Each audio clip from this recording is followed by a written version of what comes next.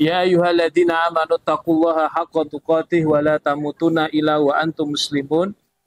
Wa qala Rasulullah sallallahu alaihi wasallam fi hadisihi ittaqillaha haitsu ma kunta wa atbi sayyi'atal hasanata tamhuha wa khaliqin nasa bi khuluqin hasanin. Allahumma asrah sudurana wa tajawaz an sayyi'atina wa hab lana fahmal anbiya'i wal mursalin. Wahab lana fahma salafus soleh. Allahumma anfa'na bima alamtana wa alimna ma yanfa'una wa zidna ilman wa na'udzubika min ahwali ahli nar. Subhanaka la ilma lana illa ma alamtana innaka antal alimul hakim. Amma ba'd. Bapak-bapak, ibu-ibu, jamaah parkiran dakwah yang mudah-mudahan dirahmati oleh Allah. Alhamdulillah pada malam ini kita bisa bermuajah kembali dalam kajian rutin kita. Mudah-mudahan kehadiran kita ini mendapatkan ridho dari Allah Subhanahu wa taala. Amin ya rabbal alamin. Bapak Ibu yang dirahmati oleh Allah, tema kita pada malam hari ini adalah keutamaan dengan kelahiran Nabi Muhammad sallallahu alaihi wasallam.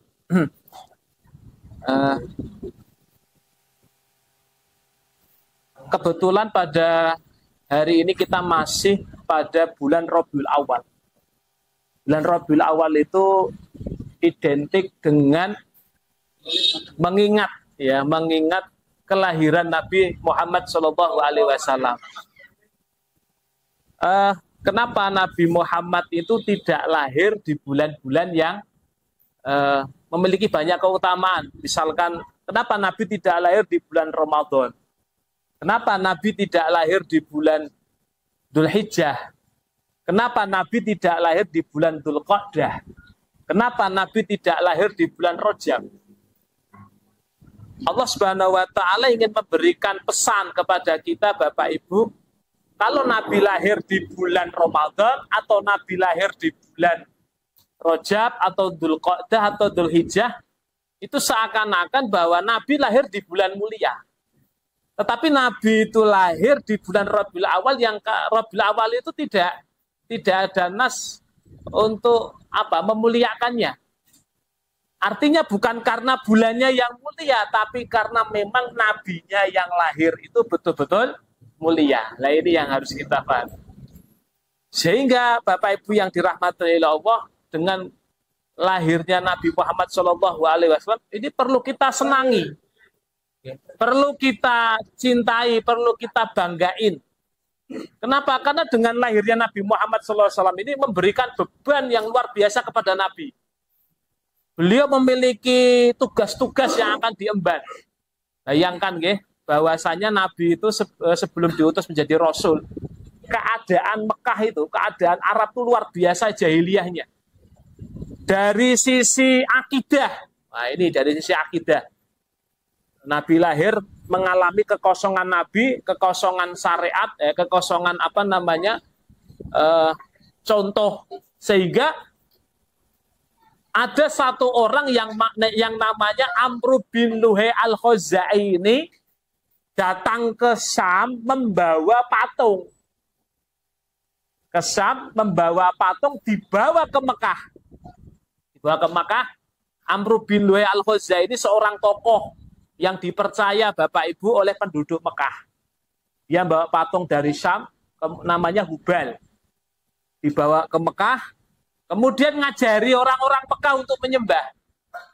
Ya, diajari cara nyembah berhala itu ya, ada yang dengan sujud, ada yang dengan dikelilingi ya, ada ditawafi berhala itu, ada yang mempersembahkan sesuatu untuk berhala itu. Sampai berkembang memiliki Lata, Uzza, dan Manat. Ya, kan jahiliyah banget ya. Awalnya menyembah Allah di zaman agamanya Nabi Ibrahim, Nabi Musa, Nabi Isa sudah beres. Gara-gara orang ini kembali lagi ke zaman jahiliyah, yaitu menyembah selain Allah. Patung nggak bisa apa-apa disembah. Nah ini. Dan ini tugas Nabi Muhammad yang nanti supaya orang-orang Mekah ini mau menyembah Allah Subhanahu wa taala. Ini dari sisi akidah, ya. Dari sisi moral lebih ngeri lagi, Bapak Ibu. Kalau Nabi nggak diutus itu, Nabi kalau nggak dilahirkan itu berat sekali nih. moralnya ngeri, buruk sekali pada waktu itu. Kalau dulu itu orang-orang Arab zaman jahiliyah ya, belum mengenal Islam, itu yang namanya perempuan itu dianggap hina. Sehingga kalau lahir punya anak perempuan itu dikubur hidup-hidup, bahkan dibunuh, ya, karena malu punya anak perempuan, gitu ya. Bahkan mereka meyakini anak perempuan itu nggak bisa perang, lemah, gitu ya. Ada lagi mereka kalau punya anak juga takut miskin, ya, sehingga anaknya dibunuh, dikira Allah tuh nggak ngasih rezeki. Padahal Allah melarang di dalam ayatnya kan, wala taqtulu auladakum khasyata imlak. Jangan kamu bunuh anakmu gara-gara kamu takut miskin. Nahnu narzukukum wa iyahum. Jangan khawatir, kami akan berikan rezeki kepadamu dan juga kepada anakmu. Inna qatlahum kana hit'an kabira. Orang yang membunuh anak itu dosanya besar. Perempuan di mata orang-orang jahiliyah itu hina banget. Mereka diantaranya adalah dulu suami itu kalau istrinya selesai haid itu diberikan ke lelaki lain supaya untuk dizinai.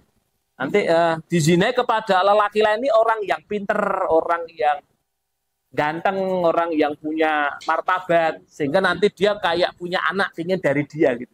Ini jahiliyah.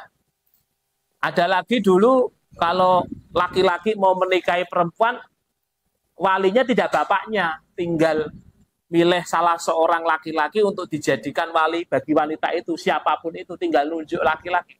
Tidak ada wali bapaknya, itu zaman dulu jahiliyah. Maka dengan datangnya Islam, harkat martabat wanita itu di apa namanya, derajatnya ditingkatkan oleh Allah Subhanahu wa taala, dinikahi, mendapatkan haknya, ya, mendapatkan penghormatan, Masya Allah. Lah, Bapak Ibu yang dirahmati oleh Allah, sehingga dengan keadaan seperti ini Allah Subhanahu wa taala memunculkan seorang nabi yang namanya Muhammad Shallallahu alaihi wasallam untuk kita jadikan uswatun hasanah.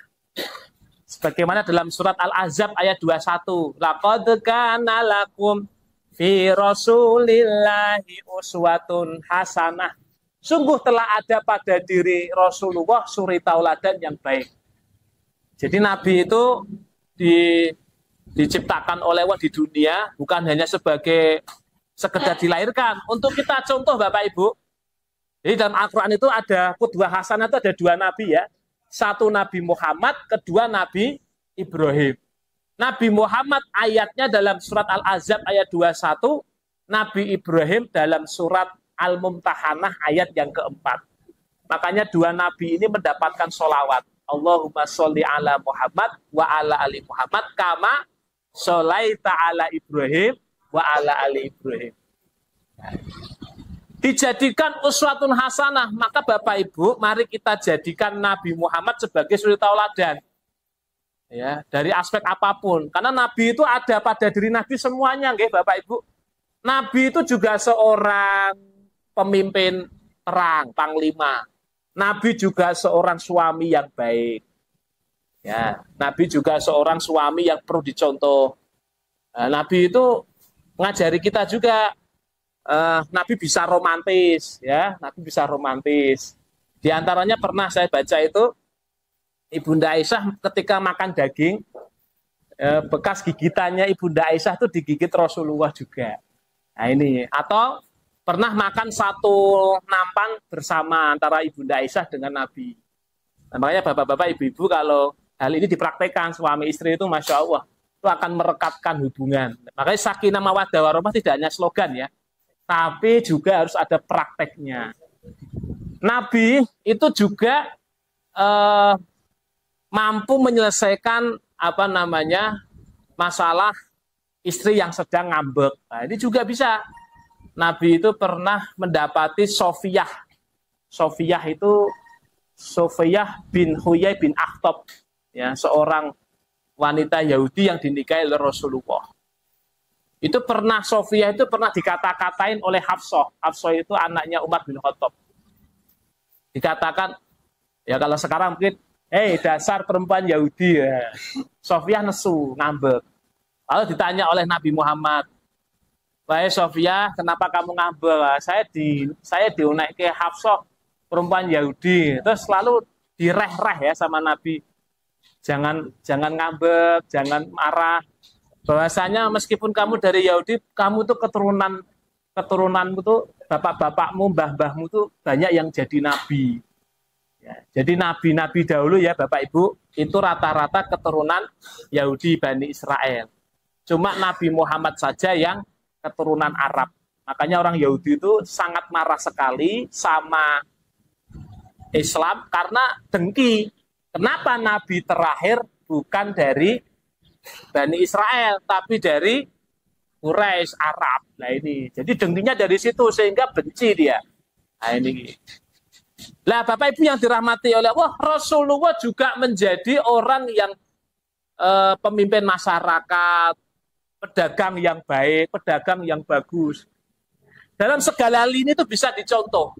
Ya, makanya Bapak Ibu, ayo kita ajarkan kepada diri kita dan anak-anak kita nggih, untuk menjadikan Nabi sebagai qudwah. Ini penting.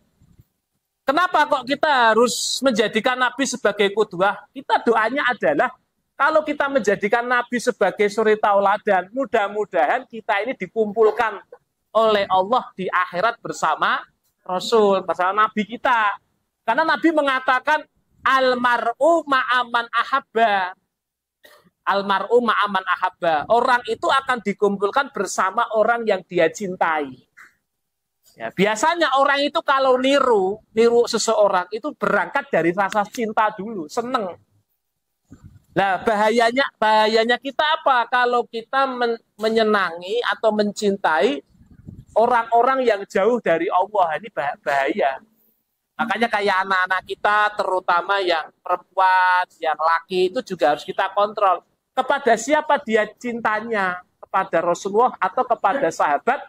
Atau kepada artis. Nah ini anak-anak perempuan kita kan sukanya apa itu, artis Korea ya Pak ya, artis Korea. Kalau zaman dulu itu sempat muncul artis F4, tahu Pak ya F4, yang rambutnya segini tuh loh Bu, sampai apa itu, sampai ditiru bentuk rambutnya itu sama anak-anak muda dulu.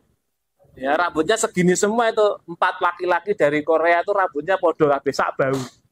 Sampai pada niru, ya. Dari belakang kelihatan tong mingse, dari depan kelihatan tong sampah.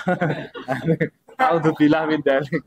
Nah, niki mencintai artis-artis Korea sampai terjadi kalau konser ke Indonesia itu artisnya datang naik panggung teriak-teriak histeris sampai pingsan. Nah, ini masalah ini ya Bu ya. Jangan-jangan ibu-ibu juga ada yang seneng kan? Ini alhamdulillah. Insya Allah tidak ada ya. Nah, kemudian sampai ya nonton dramanya itu diikuti terus. Bu episode ini sampai 295 itu nggak pernah absen. Nah, naudzubillah. Bapak-bapak juga mendidik anak laki-lakinya dikenalkan kepada orang-orang yang sudah dijamin masuk jannah, para sahabat, para nabi. Kita kenalkan itu. Jangan sampai dia kenalnya maaf nih pemain sepak bola gitu ya. Dari pemain inti sampai cadangan apa Pak? Apal kabeh. Bahkan jenis makanan kesukaannya apa? Bahkan naudzubillah pacarnya apa? Nah, tapi suruh menghafal atau ditanya siapakah 10 sahabat Nabi yang dijamin masuk surga? Jawabannya cuma 4. Yang pertama sahabat Abu Bakar, yang kedua sahabat Umar, yang ketiga sahabat Utsman, yang keempat Ali. Liane rak ngerti. Ini masalah. Sampai kamarnya itu poster sepak bolanya menutupi temboknya. Ini penting. Makanya sampai ulama membahas ternyata kelahiran Nabi Muhammad SAW itu ada keutamaannya. Yang pertama, Insya Allah kalau orang yang senang dengan kelahiran Nabi, insya Allah akan mendapatkan syafaat. Senang ya. Ya Allah, kalau ingat bulan Rabiul Awal itu berarti ingat kelahiran Nabi. Maka kalau ingat seperti ini ya cinta kita harus bertambah supaya besok mendapatkan syafaatnya dari Rasulullah SAW. Di dalam kitab Sahih Bukhari dijelaskan ada pamannya Nabi yang sangat membenci Nabi, namanya Abu Lahab. Jenengan tahu Abu Lahab, Pak? Pernah ketemu betul? Tidak pernah ya. Abu Lahab ini Bapak Ibu, orang yang divonis neraka ketika dia masih hidup. Ya, ketika dia masih hidup. Sampai turun yang namanya surat Al-Lahab. Tabat yada abi lahabi wa tab ma aghna anhu maluhu wa ma kasab. Saya selana ronda talahab wa mra'atuhu hammalatal hatab. Ijidiha hablum mim masad. Sungguh celakalah kedua tangan Abu Lahab. Dia besok akan masuk ke dalam neraka yang menyala-nyala. Hartanya, apa yang dia usahakan gak akan bisa menyelamatkan dari api neraka. Itu Abu Lahab. Kenapa kok diklaim oleh Allah masuk neraka? Diputuskan oleh Allah masuk neraka. Karena ketika Nabi diutus menjadi Rasul, Abu Lahab itu benci sekali. Benci sekali.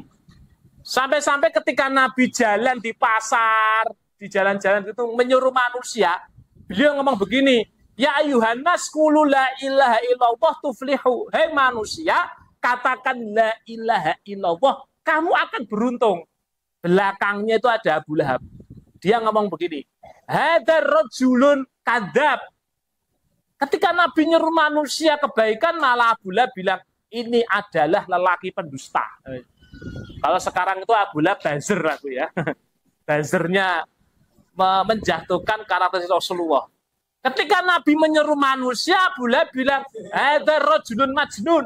Ini adalah lelaki yang hina, lelaki yang gila. Hadar rajulun sahir. Ini adalah lelaki penyihir. Istrinya juga gitu. Yang namanya Mujamil itu. Istrinya juga gitu. Kalau Nabi lagi jalan, dia memberikan jebakan. Pakai duri-duri biar Nabi itu terkena atau luka.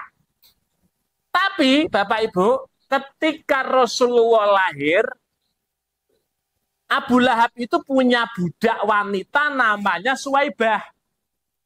Suwaibah pas dolan ning omahe Aminah, Aminah lahiran. Lalu Suwaibah pulang menghadap tuannya Abu Lahab. Lalu mengatakan begini kepada Abu Lahab. Abu Lahab, Abu Lahab, ada berita gembira. Keponakanmu lahir. Abu Lahab senang sekali. Abu Lahab senang sekali. Akhirnya saking senengnya, ponakannya lahir. Dan dia belum tahu kalau ponakannya ternyata seorang nabi. Akhirnya Abu Lahab membebaskan Suwaibah, wes gara-gara ponakanku lahir, aku seneng, kowe tak bebaske. Bebaskan budak itu nggak gampang ya Bapak Ibu. Karena di zaman Arab dulu yang namanya budak itu termasuk aset yang paling mahal.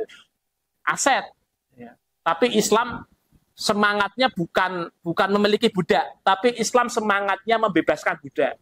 Makanya kalau ada yang melanggar puasa siang hari, berjima dengan istri, suami istri, maka kena kafaroh. Di antaranya ada yang membebaskan budak. Makanya budak itu mahal. Suwaibah senang sekali dibebaskan Abu Lahab. Karena senang sekali berkah Nabi lahir. Nabi membawa berkah dengan lahirnya, dia dibebaskan. Maka Suwaibah berkhidmat kepada Aminah.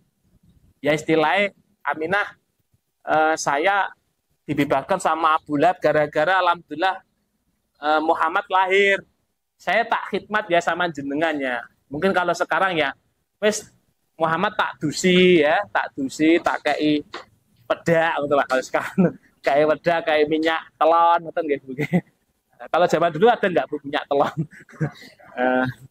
Tak dusi ya, tak pampers sih. Kalau zaman dulu ya ada pampers ya.